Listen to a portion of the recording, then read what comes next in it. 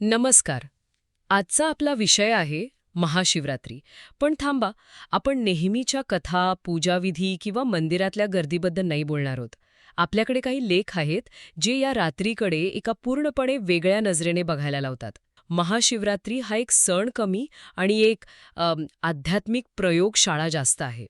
आणि या प्रयोगाचा उद्देश आहे अहंकाराचं विसर्जन आणि आत्म्याचं जागरण. खरं तर आपल्या स्रोतांनुसार ही रात्र देवाची पूजा करण्याची नाहीये, तर आपल्या आत जो मीपणा नावाचा एक राक्षस दडलेला आहे ना, त्याला ओळखण्याची आणि त्याला शांत करण्याची आहे. चला तर मग या नेहमीच्या सणाच्या एका अनपेक्षित सखोल अर्थाचा शोध घेऊया. तर सुरुवातच करूया शिव या शब्दापासून.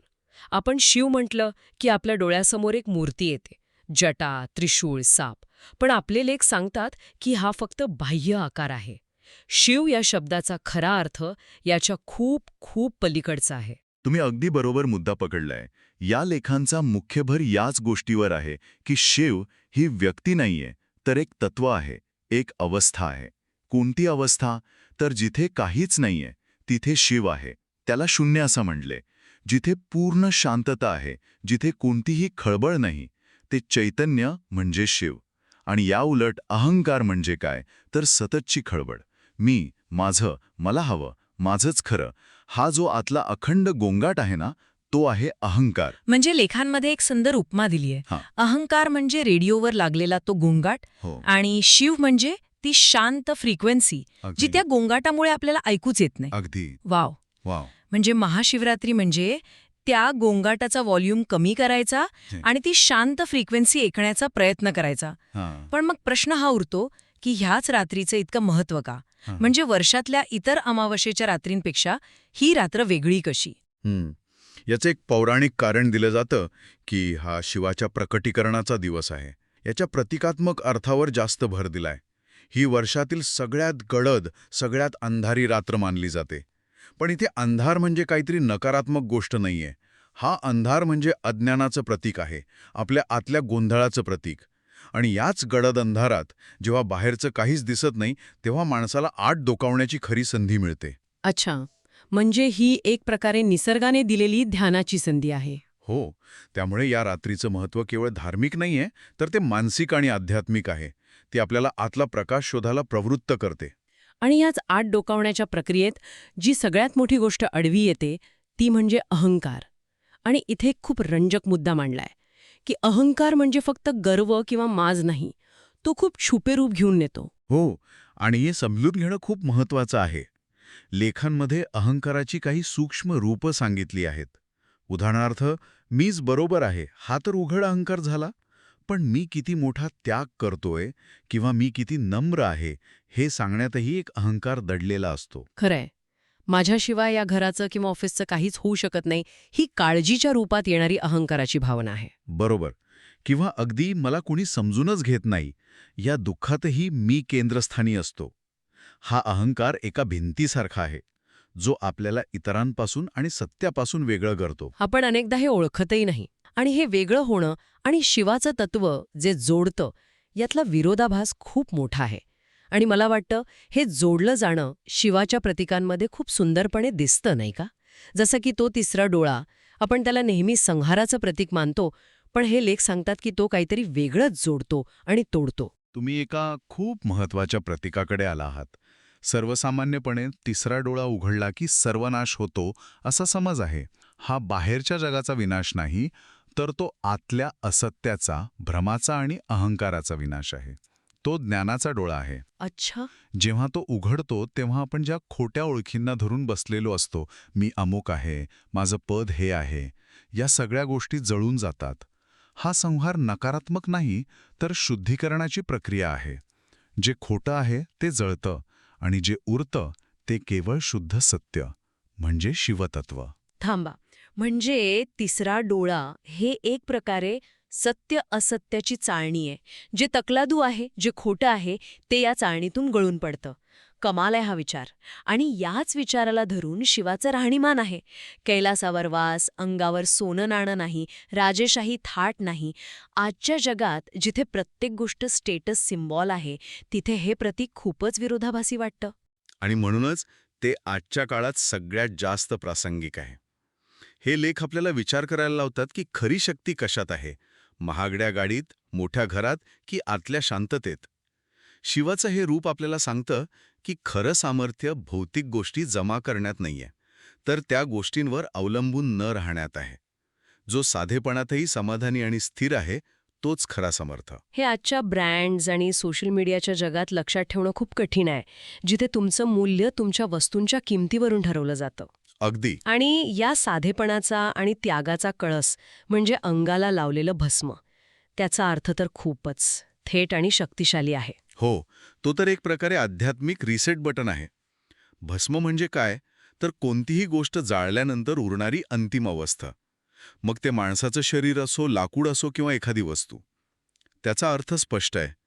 एक दिवस आपलं शरीर, पैसा, पद, सौंदर्य आणि सगळ्यात महत्त्वाचं म्हणजे आपला अहंकार, हे सगळं जळून राख होणार आहे. म्हणजे ते आपल्याला आठवण करून देतं की आपण ज्या पदव्या, बँक बॅलेन्स आणि सोशल मीडिया प्रोफाईलला चिकटून बसलो आहोत, त्या सगळ्याची कॅश मेमरी एक दिवस डिलीट होणार आहे. वाह, कॅश मेमरी डिलीट होणार आहे, ही उपमा अप्रतिम आहे. मग उरणार काय? फक्त मूळ सोर्स कोड म्हणजे आत्मा. ही एकच गोष्ट आपल्याला कितीतरी गोष्टींचा अभिमान बाळगण्यापासून रोखू शकते. बरोबर. हा एक शक्तिशाली रिमाइंडर आहे की आपण ज्या गोष्टींना घट्ट धरून बसतो त्या शेवटी मातीमोल होणार आहेत. मग आपलं लक्ष कशावर असायला हवं, तर जे शाश्वत आहे, जे या सगळ्याच्या पलीकडचं आहे, त्यावर. आणि ह्याच विचारांना कृतीत आणण्यासाठी कदाचित उपवास आणि जागरणाची परंपरा सुरू झाली असावी. याचा खरा अर्थ फक्त पोट रिकामं ठेवणं किंवा रात्रभर जागे राहणं नाहीये. अजिबात नाही. उलट या लेखांमध्ये या दोन्ही गोष्टींचा खूप सखोल अर्थ सांगितला आहे. उपवास म्हणजे फक्त अन्नाचा त्याग नाही, तो आहे आपल्या आतल्या नकारात्मकतेचा उपवास. दिवसभर आपण जे इतरांबद्दल वाईट विचार करतो, मत्सर करतो, रागवतो, गॉसिप करतो, त्या सगळ्या मानसिक जंक फूडचा त्याग करणं हा खरा उपवास आहे. अरे देवा! म्हणजे उपवासाचा अर्थ फक्त जेवण सोडणं नाही, तर आपल्या डोक्यातल्या नकारात्मक विचारांना डाएटवर ठेवणं आहे. हा विचारच किती शक्तिशाली आहे. आणि मग जागरण? जागरण म्हणजे केवळ डोळे उघडे ठेवून रात्र काढणं नाही, तर ते आहे सजग राहणं, अवेअर राहणं. कशाबद्दल? तर आपल्या आत काय चाललंय याबद्दल. माझे विचार कुठून येतात, मला राग का येतो, माझ्या मनात भीती का आहे, या प्रश्नांवर रात्रभर पहारा देणं म्हणजे जागरण. आपण दिवसा धावपळीत या गोष्टींकडे लक्ष देत नाही. साक्षी बनण्याची संधी देते. आणि लेखांमध्ये एक अतिशय भेदक प्रश्न दिला आहे, जो या रात्री स्वतःला विचारायला हवा. मी कुठे चुकीचा आहे? हा प्रश्न दिसायला सोपा आहे, पण तो थेट अहंकाराच्या मुळावर घाव घालतो. कारण मी बरोबर आहे, हेच तर अहंकाराचं मूळ रूप आहे. आणि हीच खरी साधना आहे की स्वतःच्या चुका मान्य करण्याची तयारी दाखवणं, हीच खरी शिवभक्ती आहे. दुसऱ्यांना दोष देणं, परिस्थितीला नाव ठेवणं खूप सोपं आहे, पण माझी काही चूक झाली का, हा प्रश्न स्वतःला प्रामाणिकपणे विचारणं खूप कठीण आहे. त्यामुळे या रात्रीचा उद्देश शिवाला शोधणं नाही, तर शिवासारखं होणं आहे. म्हणजे शांत, स्थिर आणि अहंकारापासून मुक्त होण्याचा प्रामाणिक प्रयत्न करणं. हीच खरी पूजा आहे. हे सगळं ऐकून मला वाटतंय की या सगळ्याचा आजच्या जीवनासाठी काय अर्थ आहे हे वेगळं सांगायची गरजच नाही. पण तरीही शिवाचं ते ध्यानस्थ रूप, जिथे आजूबाजूला भूत, प्रेत, गण, नंदी असं सगळा गोंधळ आहे, पण ते स्वतः निश्चल आहेत. हे चित्र आजच्या परिस्थितीशी खूप मिळतं जुळतं आहे. नक्कीच. आज आपलं आयुष्य तसंच आहे. बाहेर सोशल मीडियाचा, कामाच्या डेडलाईन्सचा, स्पर्धेचा आणि सततच्या तुलनेचा प्रचंड गोंगाट आहे. या गोंगाटात आपलं मन भरकटणं खूप सोपं आहे.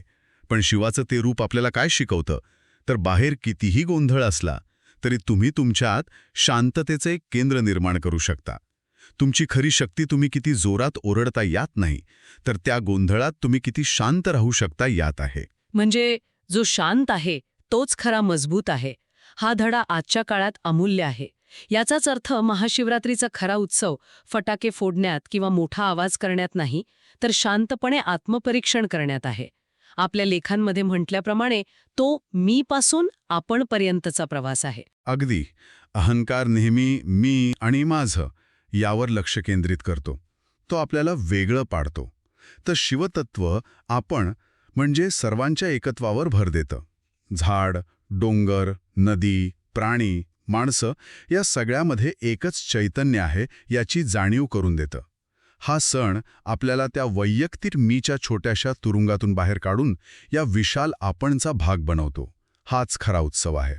तर आजच्या या चर्चेतून एक गोष्ट स्पष्ट झाली की महाशिवरात्री म्हणजे केवळ एक धार्मिक विधी किंवा कॅलेंडरमधली सुट्टी नाहीये.